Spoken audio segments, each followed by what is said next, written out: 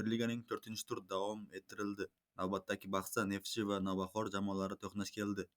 Vodiy derbisida Neftchi kambek amalga oshirgan holda g'alaba qozondi 3-2.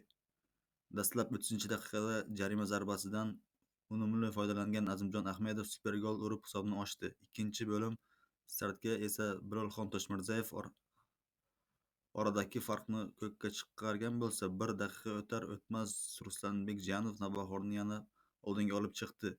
63 va 72-daqiqalarda Zoran Maushichning gollari esa mezbonlarning kambekka sabab bo'ldi.